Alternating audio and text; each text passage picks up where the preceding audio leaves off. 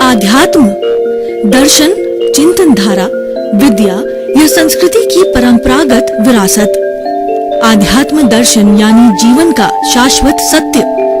मानव जीवन से जुड़े शाश्वत सत्यों को जानिए और समझिए उपासक डॉक्टर सोहन राज तातेड़ से हमारे खास कार्यक्रम आत्मविज्ञान में। आत्मविज्ञान यानी सही दृष्टि, सही सोच। भाई और बहनों, मातृशक्ति को नमन। स्टूडियो में आपका हार्दिक स्वागत है, अभिनंदन है, सत्कार है। आत्मविज्ञान साइंस ऑफ द सोल कार्यक्रम के अंतर्गत हम आपको सही दृष्टि, सही सोच, राइट विजन, राइट थिंकिंग के तहत जो आपकी नकारात्मक सोच है उसको सकारात्मक में बदलते हैं और हम आपको कुदरती रचना, कुदरत का कानून बताते हैं, शाश्वत सत्य बताते हैं और शाश्वत सत्य प्राप्त होने के बाद में आपको शाश्वत सुख की प्राप्ति होती है। ये सारा कार्य हम अलग अलग एपिसोड्स के माध्यम से करते हैं। तो आज का हमारा बहुत ही सुंदर एपिसोड है, वो प्राचीन और अर्वाचीन। भाई और बहनों, प्राचीन का अर्थ होता है पुराना और अर्वाचीन का होता है नया। पुराना होता है वो भूतकाल में चला जाता है और जो नया होता है वो वर्तमान में रहता है। हमें इन दोनों का सामंजस्य बनाना पड़ता है। हमें प्राचीन के बिना हमारा इतिहास नहीं बनता है और आज हम जो कुछ भी हैं प्राचीन की वजह से ही हैं और आज हम जैसा कार्य करेंगे वो हमारे भविष्य काल में हम बनेंगे। तो इसीलिए हम कह सकते हैं कि जो भूत, भविष्य और वर्तमान तीनों को जोड़ करके बात करो, अखंड रूप से बात करनी पड़ेगी। खंड रूप से जो है हम अपने जीवन को नहीं डाल सकते, अपनी संस्कृति को नहीं डाल सकते, अपने इतिहास को नहीं डाल सकते। तो लेकिन ज़्यादा समय हमें वर्तमान में ही रहना है, क्योंकि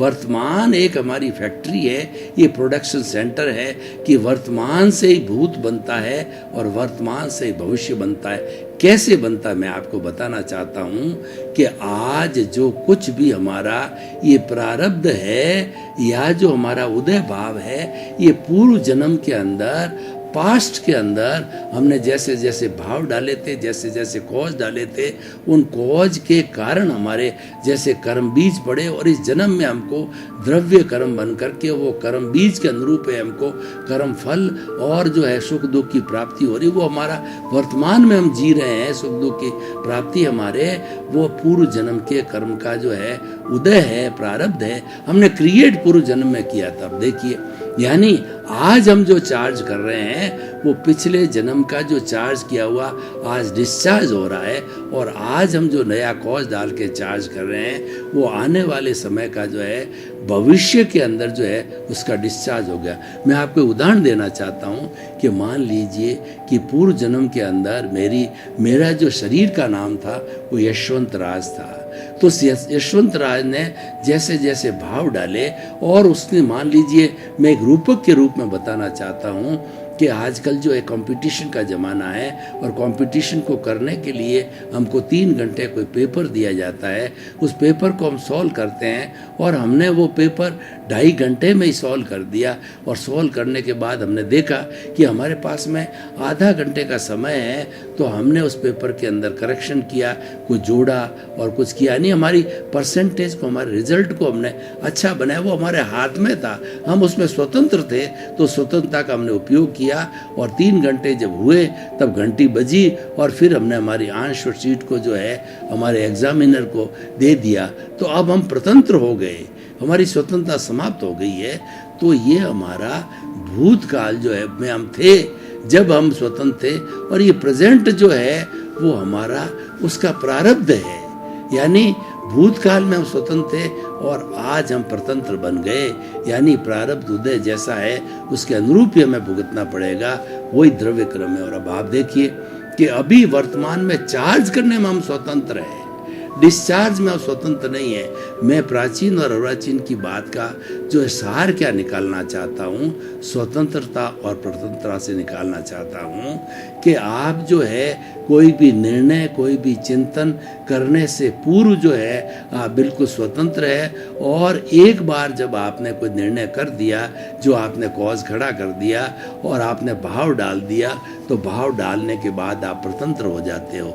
मैं आपको उदाहरण देना चाहता हूँ कि मान लीजिए तेज़ बारिश हो चुकी है और कोई किसान अपने जो है खेत को जोतने के लिए जाता है और वह इलाका ऐसा है जहाँ खरीफ की फसल है, यानी सावणु फसल कहते हैं उसको, या सिर्फ जो है वो बारिश के सीजन की मिलती है, वहाँ पे अलग ट्यूबवेल से उसकी सिंचाई नहीं होती है, तो किसान है वो 2 पोटली लेकर के अपने हाथ में लेके जाता है। एक के अंदर तो उसका जो फूड ग्रेन होता है, राजस्थान में मेन फूड ग्रेन है वो बाजरा है, जो 12 महीने खाया जाता है, रिजर्व किया जाता है, स्टोर किया जाता है, क्योंकि घर की चीज़ वो देसी चीज़ होती है, बाजरी मीठी होती है, तो वो उसको जो है फूड ग्रेन होने के कारण जो है उसको वो जो स्टोर करते हैं। और दूसरी जो पोटली होती है जो मिक्सचर होता है, जिसके अंदर ग्वार होता है, मूंग होता है, मोठ होता है, तिल होता है, काकड़ी का बीज होता है, मतीरे का बीज होता है, ये जो उगने वाली चीज़ है बारिश के दिनों के अंदर, वो पोटली मिक्सचर का रास्ते के अंदर वो चिंतन करता रहता है कि वो मुझे क्या करना चाहिए, लेकिन बाद के अंदर लास्ट में पहुंच जाता है तो उसने उस मिक्सचर को जो हल के अंदर डाल दिया और सारे खेत के अंदर वो मिक्सचर चल गया जितना उसका खेत था। फिर वो चिंतन करता है कि देखिए मैंने फूड ग्रेन जो हमारा पूरे परिवार का, संयुक्त परिवार का जो भोजन है वो मुझे बाहर से खरीदना पड़ेगा, अच्छा रहता कि मैं ये बाजरा डालता। पर वो स्वतंत्र नहीं है, अब वो प्रतंत्र हो गया, क्योंकि वह जो है वो भूतकाल के अंदर चला गया। तो हमारा जो वर्तमान है वह भूतकाल का क्रिएशन है, और वर्तमान से हम जैसा बनाएंगे वो हमारा भविष्य काल का क्रिएशन हो गया। तो हम तीनों को जोड़ के बनावें कि भूत, भविष्य और वर्तमान। भूत का जो हमारा चार्ज था आज डिस्चार्ज है, आज का हमारा चार्ज है वो आने वाले समय का डिस्चार्ज होगा।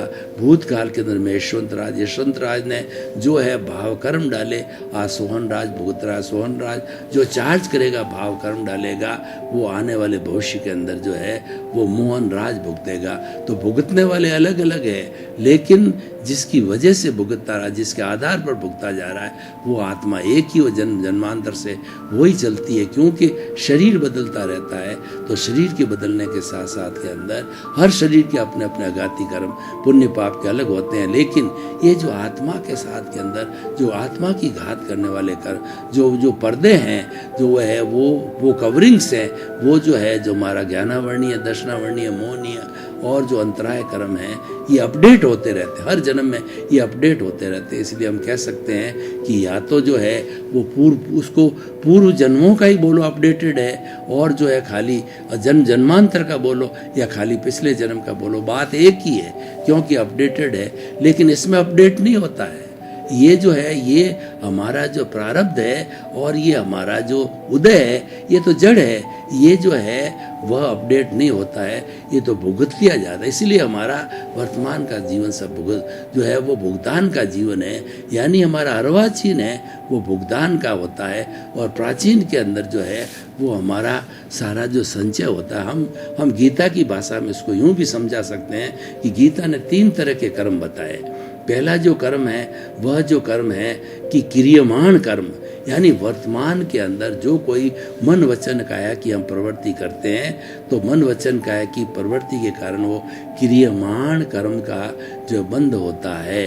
और दूसरा क्रियमाण जब हो गया तो हो जाने के बाद के अंदर वो पास्ट में चला जाता, तो वो पकड़ने के लिए चला जाता, वो संचित कर्म होता। संचित कर्म के अंदर वो पकता है प्रकृति, स्थिति, प्रदेश, अनुभाग के कारण, क्योंकि पके बिना वो फल नहीं देता है।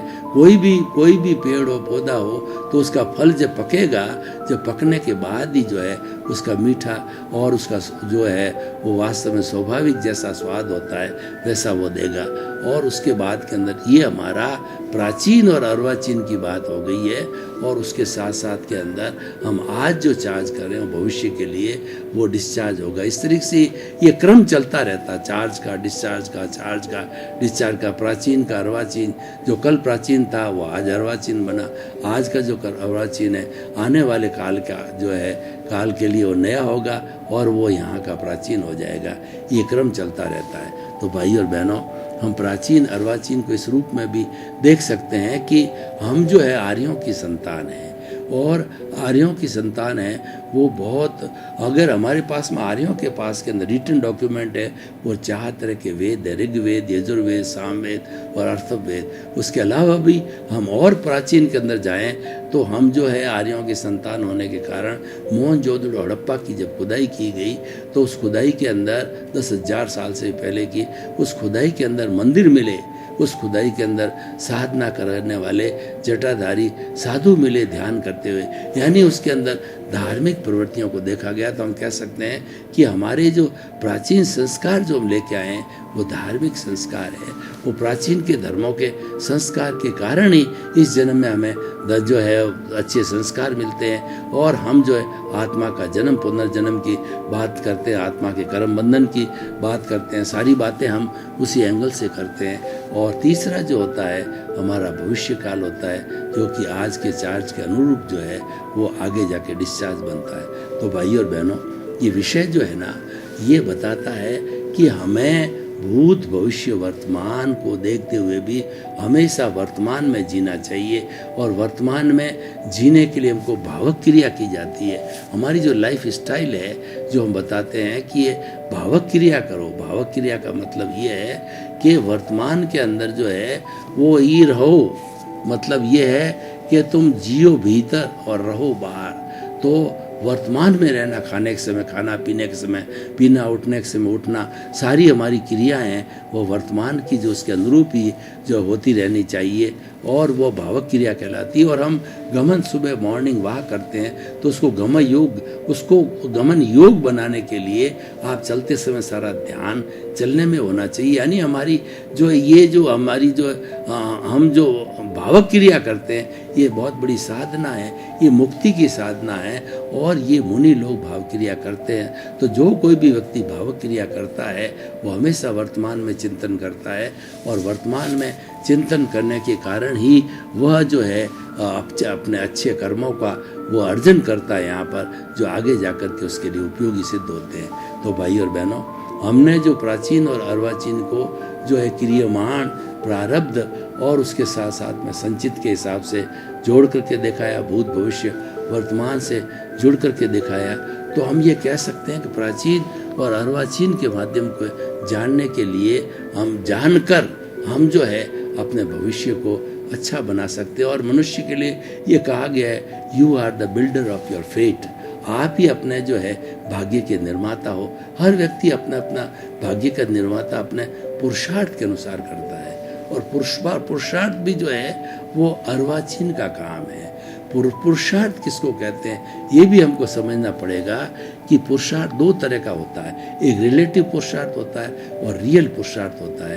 तो हम जितनी भी हमारी धार्मिक क्रियाएं करते हैं, जैसे कि अलग अलग धर्म के लोग करते हैं कि जो हिंदुज़म, बुद्धिज़्म, सिखिज़्म और जो है इस्लाम, क्रिश्चियनिटी, जोरास्ट्रियन और जो है जोरास्ट्रियन और उसके साथ साथ के अंदर जो हमारे यहूदी वगैरह है, तो वो जिसकी अपने अपने धर्म के जो क्रियाकांड और पालना करते हैं वो अपने अपने तरीके से करते हैं और वो तरीका ये रिलेटिव, ये हमारा रिलेटिव पुरुषार्थ है, क्योंकि ये मन वचन काया से जुड़ा हुआ है। मन वचन काया से जुड़ी हुई हर अवस्था मात्र कुदरती रचना है और वह कुदरती रचना नियत है और उसको कोई भी जो है रचने वाला उसका बाप भी नहीं है। कहने का अर्थ यह है कि वो जो मन वचन काया की एक्टिविटी है वो नियत हो जाती है, वो प्रारब्ध होता है, वो परिणाम होता है, उसको हम पुरुषार्थ की संज्ञा देते हैं या पुरुषार्थ करने की सोचते हैं, तो हम क्या है कर्ता भाव बन जाते हैं। क्योंकि इस प्रकृति ने किसको भी कर्ता बनने की न तो पावर ऑफ अटॉर्नी दी है न परमिशन दी है। व्यक्ति जो है अपने अज्ञान के वशीभूत जो अगर कर्ता बनता है तो वही सबसे बड़ा दुख का कारण होता है। और प्राचीन अर्वाचीन को समझने का हमारा उद्देश्य ये है कि आप कर्ता भाव नहीं रखें, अकर्ता भाव, अमालिकी भाव, नो डूअरशिप और नो ऑनरशिप। नो जो है वो ब्लेम, नो क्लेम। आप तो सिर्फ एंजॉयर हो, जैसा आपने अपने कर्मों का बंधन किया है उसी तरफ आपको एंजॉय करना पड़ेगा और उसको एज इट इज स्वीकार करना, ये संभाव की स्थिति आती है। तो हमें प्राचीन और अर्वाचीन के अंदर संतुलन बिठाने के लिए संभाव आना चाहिए। संभाव का अर्थ होता है प्राचीन के अंदर जो कुछ था और आज जो कुछ भी है हमने उसको उसी रूप में लिया। हम जो है ये कहते हैं नहीं, प्राचीन काल में हमारे घर के अंदर जो है ये व्यवस्थाएं थी या ये कार्य थे, तो अब उसको ऐसी रूप में करना पड़ेगा, ऐसा नहीं है। हमें जो प्राचीन और अर्वाचीन के अंदर जो कोई भी अच्छी चीज़ है उसको जोड़ना चाहिए। प्राचीन से अच्छी चीज़ मिली है उसको जो अर्वाचीन के साथ में जोड़ना चाहिए, और ये प्राचीन और अर्वाचीन मिलकर ही जो है हमारा भूतकाल मिलाते हैं, बनाते हैं। तो हम कह सकते हैं कि जिसका वर्तमान अच्छा है तो आपको मान के चलिए कि उसका जो भूतकाल अच्छा रहा होगा, और वर्तमान में जिसका अच्छा है इसका अर्थ ये है कि उसका भविष्य भी अच्छा रहेगा। इसलिए अच्छाई का संबंध बहुत लंबा है। हमें जो है उस अच्छाई के संबंध को जो है जोड़े रखने के लिए हमें भूत भविष्य वर्तमान तीनों में अखंड रूप से सोचना पड़ेगा और वर्तमान में ज़्यादा जीने का अभ्यास करना पड़ेगा। तो भाई और बहनों, अगर मैं इस एपिसोड को ओपन टू दी ऑडियंस करूँ, उनकी जिज्ञासा, उनके प्रश्न और उनके साथ साथ के अंदर उनके कई तरह की क्वेरीज और कोई भी सुझाव आते हैं, तो हम आपको निमंत्रित करते हैं। तो इसके अंदर प्राचीन और अर्वाचीन के विषय के साथ में हम उसको जोड़ करके देखें, तो ये है कि हमारे को ये प्राचीन और अर्वाचीन का सामंजस्य बिठा के रहेंगे तो हमारा जीवन सफल हो जाएगा, धन्य हो जाएगा, सार्थक हो जाएगा। हमको अखंड रूप से रहना चाहिए, खंड खंड नहीं करना चाहिए। ये जो आज के इस एपिसोड का मुख्य लक्षण है, क्योंकि हम किसी भी चीज़ को जैसे खंड खंड करके तोड़ते जाते हैं तो वह टूटती जाती, तो वो तो जड़ तत्व है, वो तो टूटता ही रहेगा। और लास्ट तक और जो भगवान ने बनाया कि जो बताया कि जो पुद्गल है और जो परमाणु है वो विशुद्ध रूप से है, तो एक परमाणु को अगर मान लो दूसरे द्विपरमाणु बनाया जाए, दोनों को जो है साथ में रखा जाए तो अशुद्धि पैदा हो जाती है। तो ठीक उसी तरीके से हम जो है इसका आज के एपिसोड को जो है वो इस तरीके से उसकी रिलेवेंस और उसकी सामाजिक उपयोगिता और क्या सार्थकता है समझने का कोशिश करें, तो हमारे को जीवन के अंदर प्राचीन और अर्वाचीन यानी जो हमारी जनरेशन जो है आज गुजर गए और उसके साथ में यंग जनरेशन है, दोनों का आपस में तालमेल होना चाहिए, क्योंकि प्राचीन और अर्वाचीन के तालमेल के बिना हमारी तरक्की नहीं है। और जो ये कुदरत है ये भी तरक्की करवाती है, ये भी आपस के अंदर जुड़ाव कराती है कि जो हम पीछे से जो लेकर के आए हैं, क्योंकि हमारा प्राचीन से वर्तमान बना है, तो वर्तमान में उसका उदय प्रारब्ध चल रहा है, तो वह उसको जो है वो कुदरत है वो अपने आप निमित्त भेज कर करवाती रहेगी। लेकिन हमें जो है उसका चिंतन नहीं करना है, हमें तो अपना चिंतन जो है वह एकदम चेतना का चिंतन करना है। चेतना का चिंतन है वो जो है हमारी प्रज्ञा से जुड़ा हुआ है, हमारे को भीतरी जगत में जाना पड़ेगा। और जो बाहरी जगत के अंदर, जैसा मैंने बताया, बाहरी जगत में हम रहते हैं तो ये इंद्रियों का संसार होता है, मन बुद्धि चित्त अहंकार उसको नियंत्रण में लाते हैं। लेकिन जो है भीतर जाने के बाद जो है हमारा वो जो प्रभु के प्रति जो समर्पण है, प्रभु का अस्तित्व और उसके पीछे हमारा अस्तित्व है, वो हमें पता जाता है। इसलिए भाई और बहनों, ये जो हमारा जो कार्यक्रम है इसके अंदर बुद्धि का कार्यक्रम क्या है, बुद्धि कई बार किसी चीज़ को ग्रहण करती है तो वह बुद्धि हमको भटकाती है, तो भटकाने वाली बुद्धि कुबुद्धि हो जाती है और भटका करके और ये हमारे को जो है किसी स्वर्ग और नरक के चक्कर के अंदर भटकाती रहती है।